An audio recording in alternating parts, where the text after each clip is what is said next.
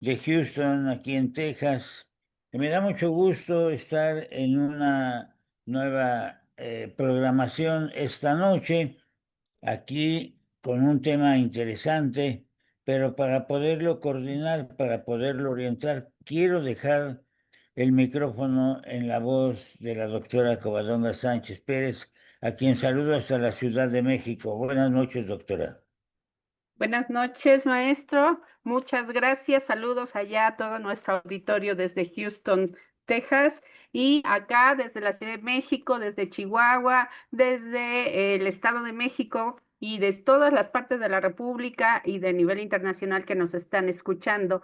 Sean ustedes bienvenidos a esta nueva emisión, a esta nueva transmisión de temas para aprender y reflexionar y que estaremos transmitiendo todos los días a las 10 de la noche por este mismo canal.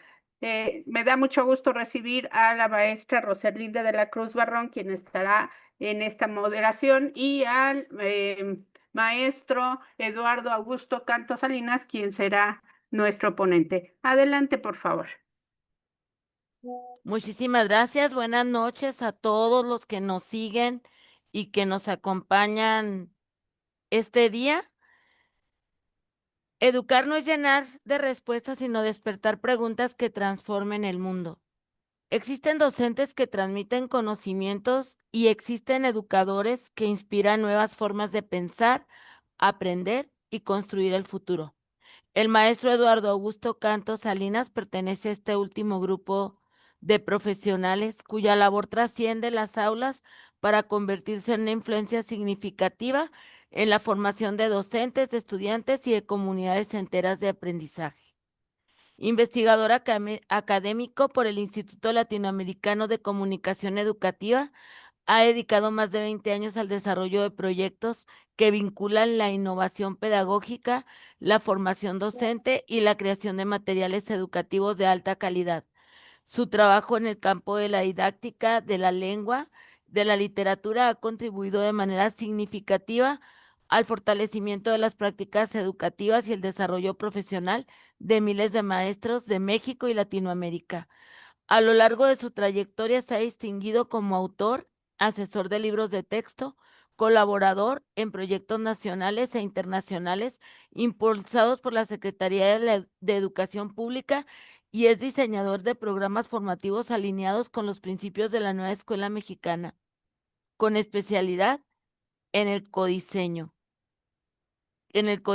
curricular e integración pedagógica de tecnologías educativas. Promueve una visión de enseñanza centrada en el aprendizaje, la reflexión y la innovación con mucho sentido humano. Con gran honor y entusiasmo, damos la cordial bienvenida al maestro Eduardo Augusto Canto Salinas, agradeciendo antes que nada su presencia y la oportunidad que nos brinda de aprender de su experiencia, su visión y su profundo compromiso con la educación de nuestro país. Lo recibimos. Es todo suyo el auditorio, maestro. Muchísimas gracias, doctor Quiles Cruz, doctora Sánchez, maestra de la Cruz. Pues es un gusto estar en esta charla, maestra Mercado. Es un gusto, creo que va a ser una charla entre educadores, con esa calidez que nos va a dar el compartir estas preocupaciones y estos temas. Voy a comenzar a compartir. Les comento un poquito que pues por aquí está lloviendo, espero que no vaya a haber mucho problema. Me dicen si ya se ve la diapositiva. Eh, y ahí estamos. Bien, pues el motivo de esta charla, el centro, pues es la interdisciplina en la nueva escuela mexicana, con este subtítulo, desde la crítica a la fragmentación disciplinaria hasta los campos formativos. Ese es el espíritu de esta charla. Procuraremos ceñirnos más o menos a la media hora. Aquí, ok. Y esta es la ruta de nuestra conferencia. En primer lugar, vamos a reconocer una noción que es de los años tempranos 2000, que es la decadencia disciplinaria. Aunque vamos también a ver que tiene esta crítica, tiene algunas raíces mucho más viejas, ¿no? Después vamos a poder ver la trayectoria de la interdisciplina, cómo se ha conformado esta noción, cómo se ha conformado esta práctica o esta aspiración. Después vamos a aterrizar para la interdisciplina en la NEM y después haremos una postilla crítica porque tampoco se trata pues de una sesión que solo sea apologética de la NEM, ¿no? Sabemos que como todo, toda gran política educativa y como toda propuesta educativa y que aterriza en una práctica pedagógica, pues tiene elementos de mejora. Vamos a continuar y vamos a hablar del doctor Lewis Gordon de la Universidad de Connecticut.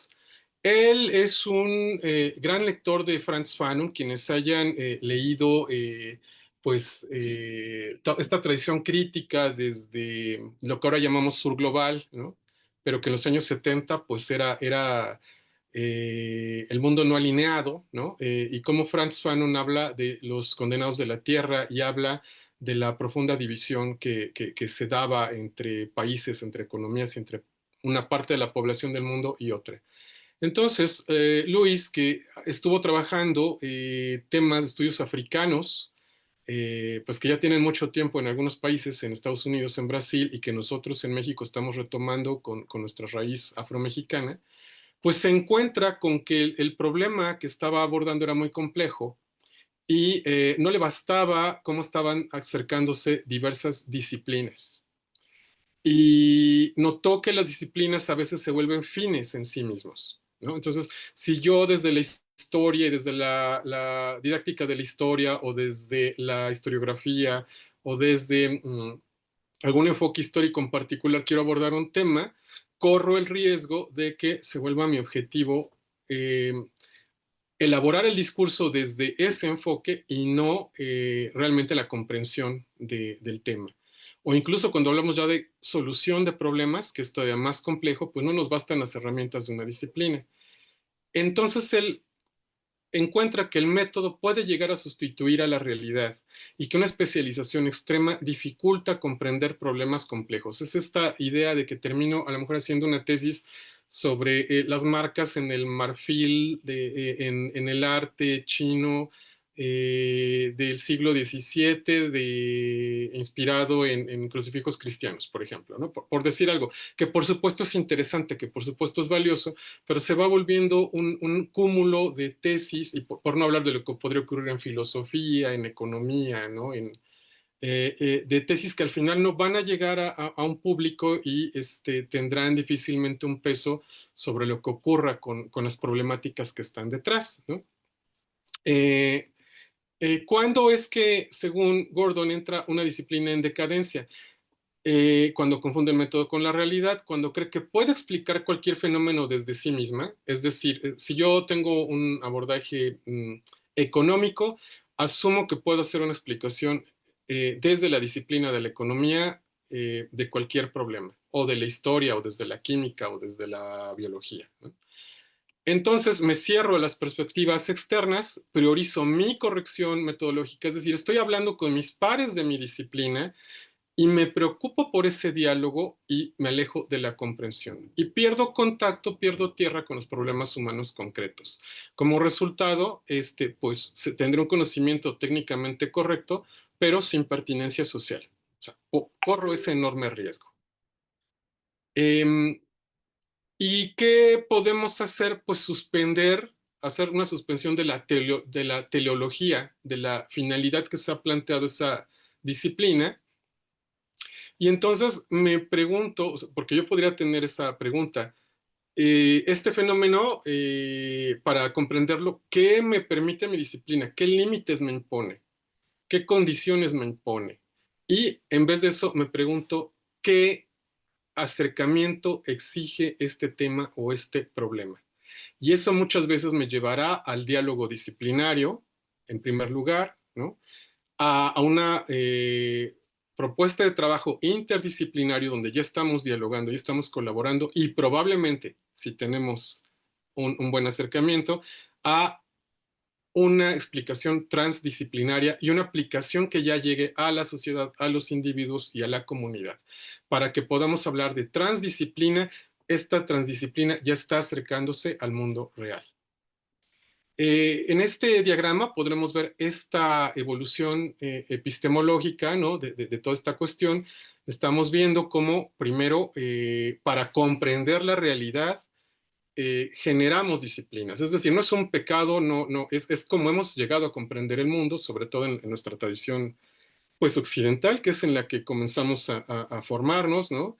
Y que, bueno, se ha venido abriendo con muchas perspectivas, con muchas críticas desde los años 60, ¿no? Es decir, ya con la posmodernidad se ha cuestionado como toda esta predominancia que tenía el conocimiento eurocentrista, ¿no? Y entonces comenzamos a ver estas disciplinas que surgieron a partir de ahí con una mirada crítica. Nos percatamos, como Gordon, de la fragmentación. Nos damos cuenta que estas disciplinas se la pasan solo autorreferenciándose y así continuamente en un ciclo. Y entonces comenzamos a hablar con colegas de otras disciplinas. Luego, aquí ya tenemos el concepto de complejidad y relacionalidad que nos va a permitir acercarnos a sistemas. Y recientemente murió Edgar Morin, y él nos dejó mucho trabajo sobre esta noción suya del pensamiento complejo. Y si ya tenemos un problema, digamos, y lo estamos tratando por medio de la integración, el pensamiento complejo nos permitiría comprender los sistemas que están imbricados en esa problemática. Y para poder llegar a una aplicación donde los saberes sean fructíferos, tendremos la transdisciplina. Entonces, la pregunta es, ¿cómo recuperar la unidad del conocimiento sin abandonar la especialización?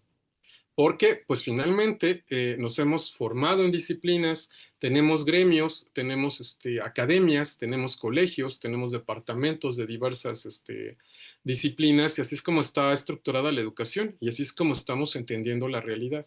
Entonces, ¿cómo, sin romper con eso, porque tampoco es posible partir de cero, cómo vamos a recuperar nuestra comprensión del continuo de la realidad? Pues hay antecedentes, ¿no?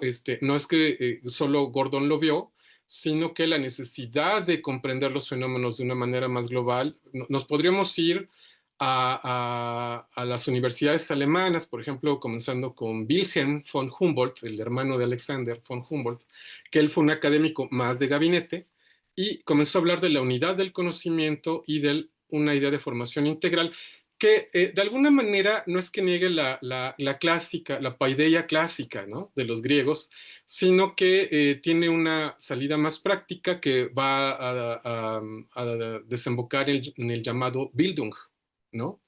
Esta noción integral de las universidades alemanas. Y después John Dewey, ya en Estados Unidos, a principios del siglo XX, quien desde un enfoque ciertamente muy pragmático, muy anglosajón, comienza a hablar de aprender desde los problemas. Y cuando nosotros estamos hablando de aprendizaje basado en problemas, pues de alguna forma nos estamos remitiendo hasta Dewey, ¿no? Esta metodología sociocrítica que está manejando la nueva escuela mexicana, pues tiene raíces en este pragmatismo y cómo pues tenemos un problema, debemos solucionarlo, no nos funcionan las disciplinas o las materias aisladas, y entonces concluye esto: los problemas reales pues no están organizados por asignaturas, ¿no? O por disciplinas. Y podríamos irnos quedando con esos antecedentes, pero pues Jean Piaget distingue ya estos niveles de los que comenzamos a hablar: multidisciplina, interdisciplina, transdisciplina, y después Erich Hansch propone organizar el conocimiento alrededor de problemas y sistemas complejos. Es decir, no nos quedaremos con una disciplina, sino que, por ejemplo, si lo que vamos a comprender es lo que está ocurriendo en una comunidad, pues bueno, veremos cómo está todo un sistema en algún nivel social, en algún nivel económico, y cómo se van uniendo, cómo para la comprensión veremos que están imbricados. Bueno, ya de una forma más reciente acaba de fallecer en el 25 Julie Thompson Klein, y ella nos decía que la interdisciplina es la integración de conocimientos, métodos y perspectivas para responder preguntas complejas o para resolver problemas complejos. Y la verdad es que esto no es ajeno a un docente.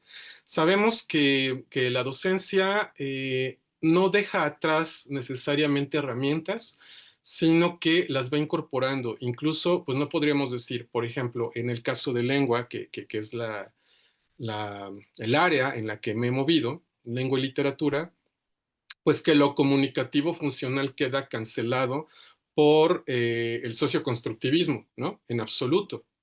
O que el socioconstructivismo que sustentaba nuestros programas desde la reforma de 2006, ¿no? En el caso secundaria, por ejemplo, que este socioconstructivismo quede superado o eliminado por una perspectiva de campos formativos como va a ser la nueva escuela mexicana. Entonces, tenemos que van quedando herramientas, van quedando metodologías, van quedando estrategias didácticas, por ejemplo, para solucionar problemas y vamos a hacer uso de ellos, ¿no? Porque esto es pedagogía aplicada.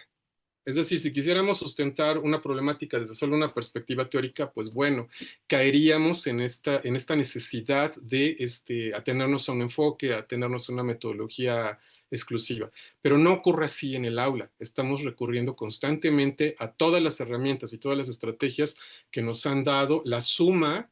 Es más montarse sobre hombros de gigantes que decir que superamos una metodología. Y bueno, llegamos a Morán, a Edgar Morán. La realidad es sistémica, contextual, incierta y compleja. Entonces, pues las explicaciones van evolucionando y las soluciones van evolucionando.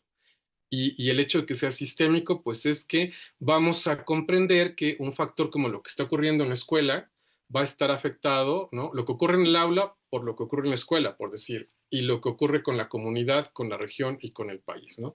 O con el sistema internacional, dependiendo de qué tan compleja necesitemos la explicación.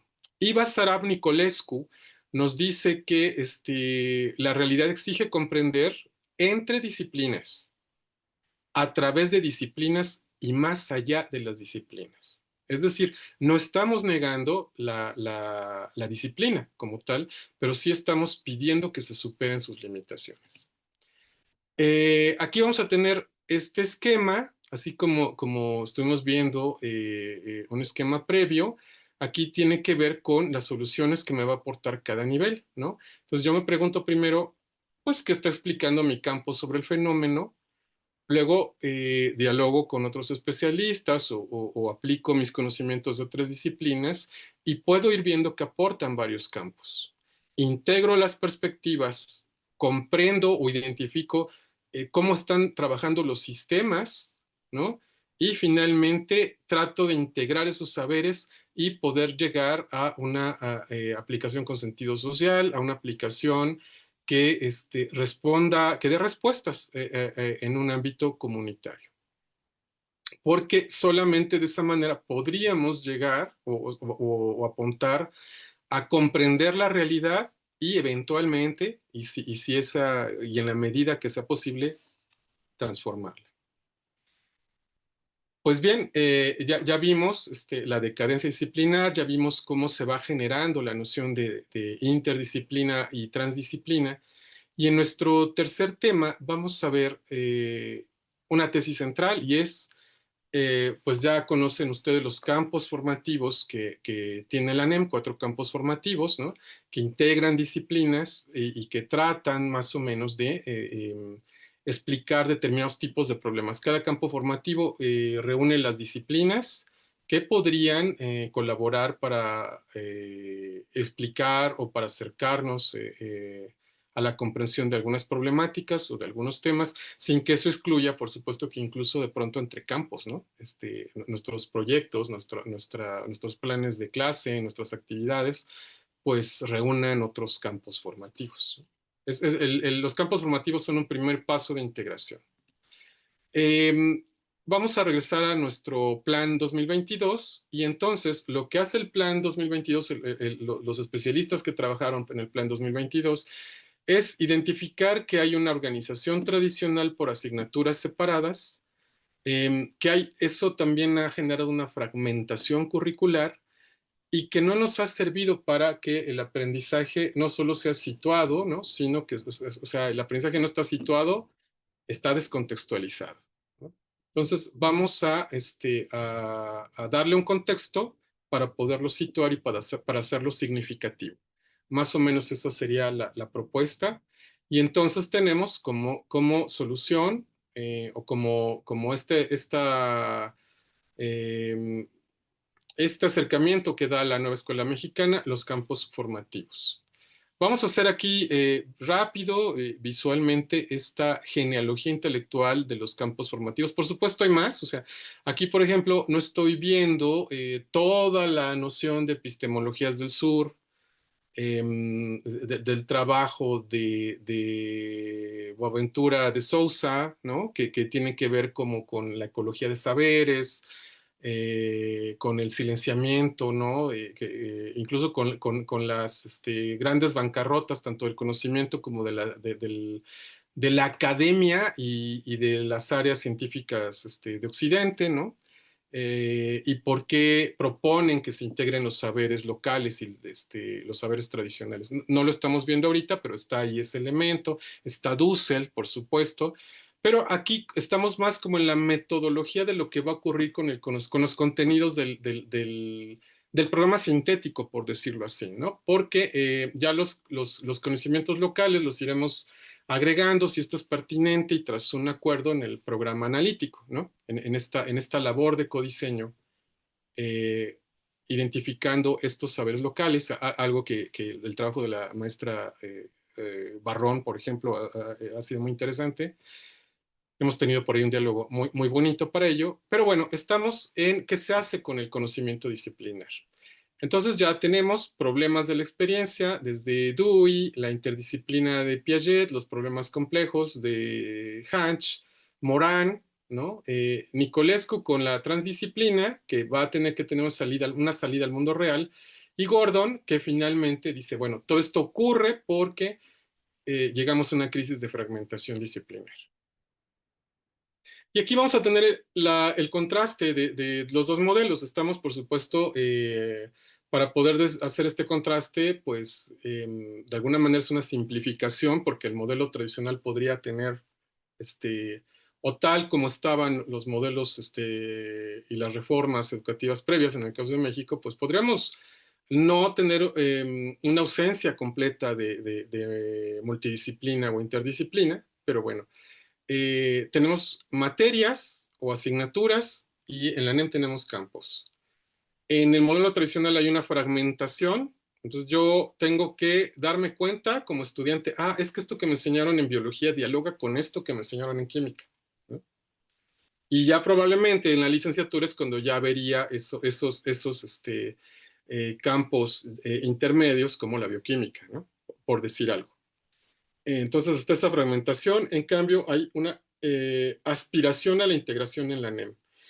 En el modelo tradicional hablamos de contenidos conceptuales, a veces procedimentales. En la NEM estamos hablando de la comprensión y la ejecución de procesos. En el modelo tradicional, disciplinas como objeto de estudio. En la NEM, problemas, situaciones problema, ya sabemos, incidentes críticos, necesidades de aprendizaje, ¿no? Que son los elementos que nos van a movilizar para el programa analítico. Y finalmente, la noción de que yo enseño y en la NEM la noción de que comprendemos juntos. Entonces, esta sería una diferencia como muy, muy simplificada. Aquí, bueno, están los 4 campos formativos que tenemos. Y cuando volvamos a los campos formativos, mi invitación sería preguntar qué problema o problemas humanos aborda cada campo, ¿no? Como decía, pues ya nos van a dar ciertos elementos y eso no implica o no excluye que dialoguen incluso los campos. Aquí tenemos un ejemplo para el campo de ética, naturaleza y sociedades de la NEM, ¿no? Básicamente, podríamos decir que incorpora historia, la disciplina de historia, la disciplina de geografía, la disciplina de formación cívica, y aquí, bueno, ya geografía ya es una disciplina que está integrando a otras, ¿no? Y cómo va a integrar la comprensión histórica, geográfica, social, política, ética y ambiental para analizar la realidad y, si es posible, transformarla. ¿Qué ejemplos de problemas podrían ser abordados por este campo de ética, naturaleza y sociedades? Por ejemplo, migración, ¿no? Desigualdad, cambio climático, la relevancia del patrimonio cultural, ¿no? de las prácticas de las tradiciones en una comunidad que tienen una formación histórica, que responden a los recursos y a la forma de subsistencia en un entorno geográfico, etcétera, ¿no?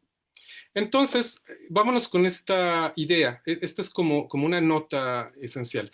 Las disciplinas no desaparecen, se articulan, ¿no? Y eso nos va a permitir acercarnos a problemas complejos, como los que tenemos a la derecha.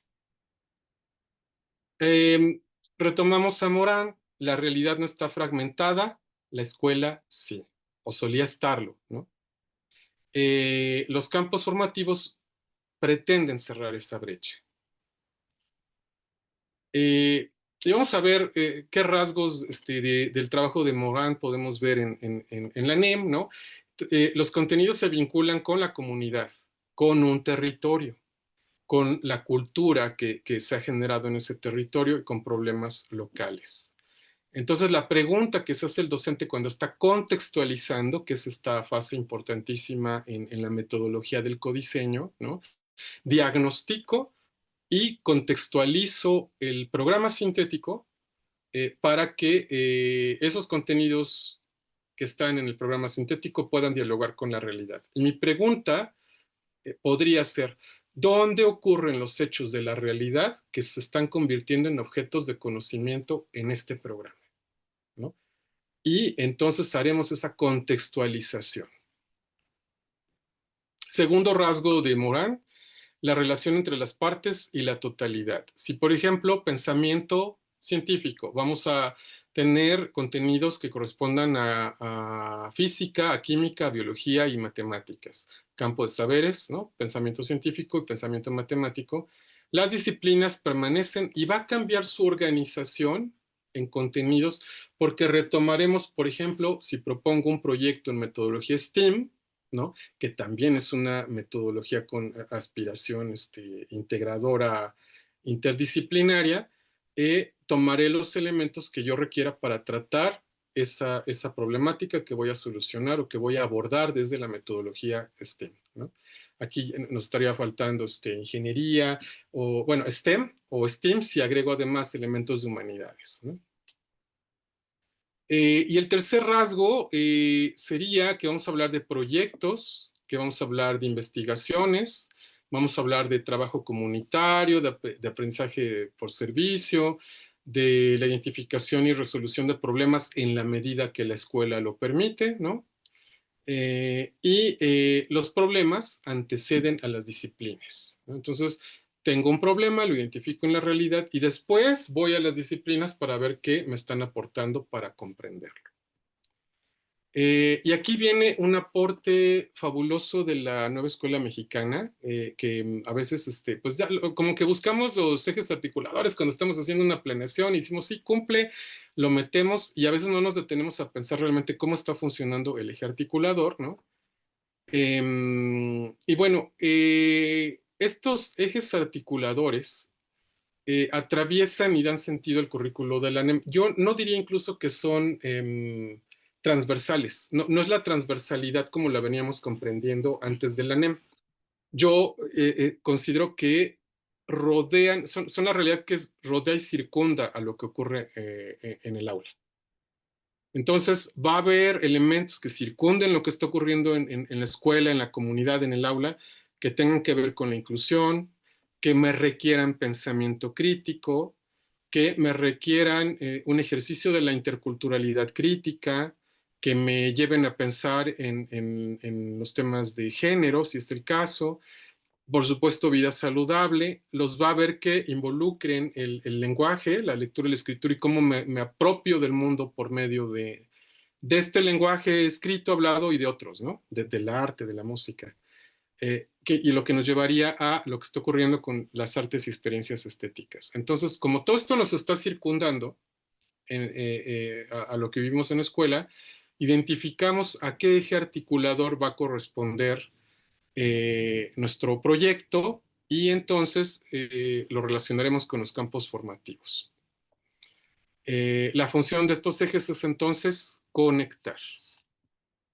Y aquí, bueno, a lo mejor a estas alturas esta pregunta ya parece un poco gratuita, ¿no? La NEM, ¿hacia dónde tiende más, no? Bueno, un poco está tratando de integrar las disciplinas, estamos tratando que los docentes integren las disciplinas, y cuando tiene esta aspiración de comunidad, de una experiencia significativa, y cuando mira hacia los saberes locales, entonces ya estaría buscando ser transdisciplina, ¿no? Entonces, nos estamos moviendo entre las dos. Es como un ideal regulativo, ¿no? No siempre llegamos a la realidad de la transdisciplina, pero sí es un ideal que tenemos en mente. Aquí tenemos un resumen, ¿no? De los elementos que están integrando el campo formativo, contribuyendo a pensar en un campo formativo. La educación pragmática, anglosajona, basada en problemas, que nos va a llevar a ciertas metodologías sociocríticas que manejamos ahora. La interdisciplina, la complejidad y la transdisciplina, que en este caso tiene un elemento pues de colonialidad, ¿no? Y ahí, bueno, aquí es donde entrarían de Sousa y donde entrarían Dussel y otros pensadores latinoamericanos, ¿no? Por ahí no se nos pierde Freire, ¿no? Pero bueno, por supuesto. Y aquí tenemos una conclusión a los primeros tres temas, ¿no? La pregunta ya no es qué contenido debo enseñar, sino qué problemas de la realidad que circundan a las y los estudiantes requieren articular conocimientos, experiencias y saberes para ser comprendidos y transformados. Ese es el fundamento de los campos formativos de la nueva escuela mexicana. Y ahora, pues esta discusión no está cerrada, hay dudas todavía, sabemos que hay una politización, pero también sabemos que hay dudas desde el propio magisterio, desde cuidadores y padres de familia, siempre va a salir algunos medios de comunicación, sobre todo cuando hay algún movimiento, como lo que pasó con materiales en la Secretaría de Educación Pública, ¿no? Existen muchas inquietudes, ¿no? Porque algo es lo que ocurre en el aula, algo es lo que está plasmado en el programa, algo es lo que ocurre en las comunidades de aprendizaje, consejos técnicos, ¿no? Algo es lo que está plasmado en los libros de texto y en los proyectos de los libros de texto, ¿no? En fin, que la nueva escuela mexicana pues ha tenido como varias expresiones, y no solo estos elementos, sino también como un perfil de egreso que implica una relación del individuo con el Estado, ¿no? O sea, ¿qué tipo de individuo está buscando formar el Estado mexicano? Entonces, pues como todo esto está imbricado, no se queda con la discusión entre docentes y no se queda en las aulas, sale a la sociedad. Entonces, ¿cómo integrar conocimientos? O sea, todas las preguntas que hacen estos sectores, podríamos resumirlas en una pregunta. ¿Cómo integrar conocimientos sin perder profundidad o sin perder rigor, ¿no? Esa sería profundidad, rigor. Este meme, algunos lo conocen, ¿no? Con el café no me hará daño. El café así sin pan dulce, ¿no? Pues este es. Y los proyectos no me harán daño así, así sin asignaturas, ¿no? Bueno, pues a lo mejor este estudiante de pronto se da cuenta de que los proyectos con metodologías sociocríticas con el planteamiento de un campo formativo, ¿no? Con esa integración disciplinar, le pueden dar una idea completa realmente y una comprensión del mundo, ¿no? Por decir con un poco de humor, cómo todos en algún momento hemos tenido esa duda, ¿no? ¿Cómo le voy a entrar a la comprensión de un problema cuando no estoy solo desde una disciplina? están las inquietudes gremiales, disciplinares, ¿no? Voy a perder rigor conceptual, voy a debilitar, o sea, van a ser secuencias formativas, ¿no? Programas, proyectos escolares que no tengan suficiente profundidad. Yo como profesionista perderé mi identidad disciplinaria. Habrá actividades generales y olvido de contenidos especializados, pues puede ocurrir, ¿no? Porque no logramos la interdisciplina, al primer intento no logramos la interdisciplina de la noche a la mañana. Por eso el diálogo constante con nuestros pares. ¿Y qué dice la teoría? Bueno, no existe interdisciplina sólida si no hay disciplinas sólidas. Y eso es algo que cuando nos pregunten sobre qué está pasando con la nueva escuela mexicana, pues es que la aspiración es que sí tenga una solidez disciplinar, que sí tenga una solidez científica. Recordemos que por ley, por normativa constitucional, artículo 3º constitucional, ley general de educación, pues el saber que se imparte en las escuelas mexicanas debe ser científico y humanista. Y humanista es una de las palabras clave. Ya para cerrar, para irnos acercando al final, pues bueno, se pregunta el docente a lo mejor, bueno, estoy siendo superficial, estoy llegando realmente a un contenido que va a ser de utilidad para la vida del estudiante, que lo va a habilitar para el siguiente nivel, porque a veces la queja es que me llegó del nivel anterior deficiente en tal disciplina, ¿no? O sea, a lo mejor me llegó muy crítico, muy cuestionador, o muy cuestionadora al estudiante, pero yo quisiera que tuviera más elementos de gramática, quisiera que tuviera más elementos de un mayor dominio de las matemáticas, quisiera que conociera la física con mayor profundidad, ¿no? Entonces, el trabajo de que eso no le ocurra a los docentes del próximo nivel nos queda con qué tan riguroso es nuestro trabajo disciplinar a la hora de hacer transdisciplina. Y no porque sean proyectos, logran ser interdisciplinarios, ¿no? Y no porque integremos, logramos necesariamente un aprendizaje significativo. Entonces, esa crítica cuando estamos proponiendo y diseñando proyectos debe de estar presente todo el tiempo. Bueno, la inquietud de padres y madres de familia, ¿no? Que tendrían que recibir un diálogo, una explicación sobre todos estos temas y por eso esta charla, ¿no? Y para que sepan que los conocimientos disciplinares están ahí, están en el programa, ¿no? Y es cuestión de tratarlos pues de forma suficiente y con rigor suficiente. Nuestra respuesta posible a estas preguntas: el conocimiento especializado permanece. Lo que cambia es cómo lo articulo. Y nuestro desafío es que la disciplina sin integración puede conducir a la fragmentación. La interdisciplina sin profundidad puede conducir a la superficialidad. Entonces, debemos de tener la aspiración al conocimiento riguroso, al pensamiento complejo y el compromiso comunitario, ese principio de la NEM que finalmente le da certeza y le da sentido a lo que estamos haciendo en los proyectos. Y ahora, para no quedarme solo con Dewey y con Morán, pues yo quiero concluir esto con una inspiración. ¿Y qué más que José Vasconcelos? Su sombra se proyecta sobre la NEM, pero no se ha hecho explícita. Y a mí me gustaría mucho saber por qué de pronto, bueno, a veces hay revisión sobre el papel histórico de algún personaje, sobre sus ideas, sobre sus posturas, ¿no? Pero ciertamente José Vasconcelos marcó la noción de la educación mexicana y está en la nueva escuela mexicana. Y vamos a ver cómo. La educación debe resolver problemas y aquí es donde debemos de trascender y esto a lo mejor nos da un nuevo sentido a cómo estamos haciendo los proyectos o formar seres humanos, ¿no? Ya vimos todo el énfasis en la comprensión de la realidad, en la solución de problemas con todos los autores que estuvimos viendo desde Dewey hasta Gordon, ¿no? Bueno, Y por esto yo quisiera regresar a esta obra de 1935 de José Vasconcelos, que es de Robinson Odiseo, que es una crítica a la educación reduccionista.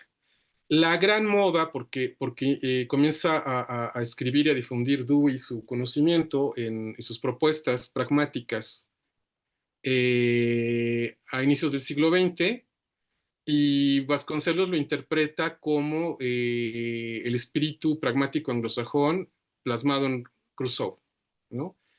Y él propone el espíritu clásico mediterráneo, ¿no? De la paideia en una figura como Odiseo. Los dos naufragan, los dos tienen un periplo, ¿no? Que se asemeja mucho a cómo nos sentimos perdidos de pronto en el mar de la educación, o en el mar del conocimiento, o en el mar de una formación profesional. Entonces, ¿cuál sería la lección pedagógica? No estoy implicando, por supuesto, que toda la cuestión pragmática que debe quedar de lado, pero este contraste, tener presente este contraste, sí que nos va a servir para que la educación transdisciplinar sea integral, sea humanista, ¿no? Entonces, cuando busquemos utilidad, no olvidemos la cultura. Cuando busquemos la adecuación o la adaptación, no olvidemos la imaginación. Cuando buscamos eficiencia, no olvidemos perfección y belleza. Cuando busquemos supervivencia, no olvidemos la formación, los principios que nos hacen humanos. Y cuando busquemos practicidad, no olvidemos buscar trascendencia. Y creo que eso le gustaría mucho a don José Vasconcelos. Y eso podría relacionarse con este perfil de egreso de la nueva escuela. Aquí tenemos como un último contraste y pensaríamos que son dos preguntas que no se excluyen. Y toda esta tradición que nos va a traer hasta ciertas propuestas de transdisciplina que arranca en Dewey, ¿no? ¿Cómo aprende el estudiante? Tendrán que adquirir sentido cuando nos preguntemos ¿para qué educamos? Pues muchísimas gracias y con esto concluyo la charla. Muchísimas gracias. Muchísimas, muchísimas gracias. Voy, permítanme tantito, es que estoy.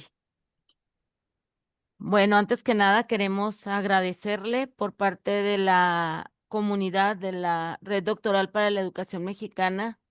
Le extendemos y expresamos nuestro más sincero agradecimiento por compartir con nosotros estas experiencias y reflexiones. Esta conferencia nos ha permitido ampliar nuestra mirada sobre todo los desafíos y oportunidades que tenemos en la educación, recordándonos que pues no podemos formar el futuro y olvidarnos de lo que ya está dentro de nuestra historia y dentro de nuestro pasado. Gracias por inspirarnos a continuar fortaleciendo nuestra práctica docente con compromiso y creatividad. Le deseamos el mayor de los éxitos, maestro Eduardo, y que continúen muchos maestros del país aprendiendo con usted. Muchísimas gracias por su generosa participación y por contribuir al fortalecimiento de la educación de todos los maestros que nos siguen de este país. Muchas gracias, muchas Maestro gracias. Bien, Maestro Manuel, adelante, bien, por muchas favor. gracias, maestro. Me da mucho gusto escucharlo. Lo he escuchado con mucha atención. No es sencilla la plática, por supuesto. A veces sin otro ánimo, no es posible que el magisterio le llegue tan fácilmente este tipo de plática, porque requiere conocimiento. Sí, y sobre todo, por ejemplo, como en la última parte, ¿no? De lo que observa ese enfrentamiento entre el pragmatismo y el idealismo, que ese es el enfrentamiento real. O sea, Vasconcelos tenía un proyecto de nación y señalaba inclusive que el pragmatismo norteamericano era una justificación, no un medio para la explotación también. Es decir, era un elemento del capitalismo propiamente. Eso es muy difícil que le llegue al maestro, ¿sí? Es decir, en este sentido, inclusive hacer una relación teórica donde podamos ver, yo soy un maestro, hago el paréntesis, soy un maestro que egresa en 1968 en el conflicto estudiantil. Yo fui el secretario general de la generación, pero, por ejemplo, en la tradición histórica mexicana de la educación está la globalización. La globalización fue traída aquí a México por, entre otros, por supuesto, por Emilia Elías de Ballesteros Susano y don Antonio Ballesteros Susano, que son españoles que llegaron con Lázaro Cárdenas y que ellos traen la globalización, este, esto por plática de los grandes maestros mexicanos, porque a mí me toca ser presidente de la Academia Nacional de la Cultura, cuando están maestros como Arcadio Noguera, como Rodríguez Aragón, como el mismo Mario Aguilera Dorantes, ¿sí? Que fue durante muchos años oficial mayor de la Secretaría de Educación Pública, Miguelito Huerta Maldonado, ¿sí? Miguel Bustos Cerecedo, los grandes maestros de la Normal de Jalapa. Y entonces ellos platicaban, sobre todo Rodríguez Aragón platicaba cómo había llegado la globalización acá. Y el concepto de integración, pues no es un concepto nuevo tampoco, eso creo que le queda claro a usted. Es un concepto que se ha utilizado inclusive desde, desde la, desde la escuela nueva, ¿sí? Porque la escuela nueva pues ya tiene 120 años en vida, ya está encanecida, como dice Antonio Domínguez Hidalgo, ya está encanecida la escuela nueva. Por eso resulta difícil este tipo de plática, que a mí me parece muy interesante y que deberíamos de difundirla, porque necesitamos tener una comprensión real de la nueva escuela mexicana, ¿sí? No todo es nada más metodologías sociocríticas, porque para entender las metodologías sociocríticas, sí creo que usted estará de acuerdo, requiere de esto que usted nos ha dicho. Si no tengo esos elementos, muy difícilmente lo voy a hacer, ¿sí? Hablan de la escuela, de la nueva escuela mexicana, algunos compañeros, y se dicen expertos, pero en realidad no tendrían simplemente hablar de Edgar Morán o hacer una revisión por su primer saber, sería muy complejo ahí sí para los maestros. No en el tono de la propia complejidad, sino de la dificultad teórica para el maestro, no menospreciando también el saber de los maestros, ¿sí? Pero a mí me parece muy interesante, creo que ha sido, desde mi punto de vista, una de las pláticas más interesantes que hemos tenido, ¿sí? Que Muchas gracias. resulta muy compleja para la gente porque no está acostumbrada a esto. Y sobre todo en el cierre, ¿no? El cierre que es que a mí me tendría que llevar por reconocer cuántos maestros de la calidad de nuestro secretario José Vasconcelos han pasado por la Secretaría de Educación Pública. Entre otros, bueno, Jaime Torres Bodet, ¿no? José Ángel Ceniceros, podría también mencionarse. E inclusive, maestros brillantes que pudieron haber tenido una idea o intelectuales brillantes, porque lo que necesitamos es alguien que intelectualmente esté bien dotado para llevar la educación. Eso es lo que yo creo que necesitamos. Y que entienda verdaderamente un proyecto, porque la nueva escuela mexicana supone que es un proyecto, parte de una nación, de un proyecto de nación. Y usted nos da respuesta a muchas situaciones que yo veo que los maestros tienen confundidas totalmente. Y yo los veo en los webinars que presentan, digo, no, la verdad, se ponen a hablar de cosas, perdón, pero que no saben. O sea, hay que estudiar, para hablar hay que estudiar. Y yo también estoy de acuerdo en que se necesitan conocimientos fuertes y sólidos, que no podemos transitar a la interdisciplina Yo estudié educación ambiental. Y en educación ambiental, yo hice la maestría en educación ambiental, en educación y en educación ambiental. Y en educación ambiental se usaba, y en los 2000, a finales de los 90 ya el concepto de la interdisciplinaridad. ¿Eh? Entonces, resulta muy difícil si yo no conozco disciplinas también. Ese es el otro problema. ¿Sí? Y lo que hace, pues, es, la riqueza de la plática está en todo el bagaje teórico que puedo yo rescatar para poder armar a la nueva escuela mexicana. Así es que me permito sentirme feliz de haberlo escuchado y le felicito por su exposición, que es muy grata, además bien llevada, bien comentada. Y eso es importante. Pausada, bien, o sea, ritmo, tuvo todo el ritmo, todo esto a mí me encantó. Yo al menos me voy a preocupar por difundirla. Muchas gracias, muy amable. Muchas gracias, doctor. Pues no nos queda más que agradecer, comentarle también que tiene por ahí muchos saludos de muchas partes de la República, de Estados Unidos, también tenemos por ahí Chicago, Houston y otros espacios donde lo han estado escuchando.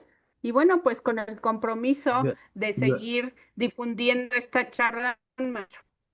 yo estoy ahorita aquí en Houston, en la ciudad de Houston, y le acabo de mandar un mensaje a la doctora Covadonga, en la que me está diciendo la cónsul de aquí de Houston. ¿Qué dice doctora Covadonga? Voy. Dice, dice así. El maestro Quiles le dice, soy el director del Grupo Educativo Mexicano Quiles Latis y estamos dispuestos a generar proyectos para el apoyo de nuestros connacionales. Y nuestra cónsul, la maestra María Elena Orantes, le dice, maestro Manuel, yo lista para generar alianzas a favor de la comunidad mexicana. Y es lo que venimos a buscar, alianzas para trabajar nosotros con con los maestros mexicanos aquí en Estados Unidos. Hay muchos maestros mexicanos aquí. Bueno, no trabajé, pero promoví el programa de maestros chicanos aquí en México, aquí en Estados Unidos, en los años 84, 85. Yo era director de primaria entonces, y estaba yo a una calle de la Secretaría de Educación Pública. Desde Relaciones Internacionales iban y me pedían maestros, becas, daban becas, ¿no? Realmente se veían libres las becas. Le agradecemos, la verdad, estamos tratando de hacer un proyecto binacional, al menos con nuestros consulados aquí en Estados Unidos. O sea, hacer trabajo fuerte, conocer la nueva escuela mexicana, como usted la está interpretando, es una parte. ¿Sí? Hay quienes sentimos que para que yo pueda ejecutar todo eso, el primero que debe de cambiar soy yo. Si yo no cambio, no puede cambiar nada. Así es que gracias a Annie Mercado, a Rosalinda, a nuestro ponente y a la doctora Covadonga, muy amables, vamos a salir entonces de la Muchas, transmisión. Muchas muchas gracias a gracias. todos.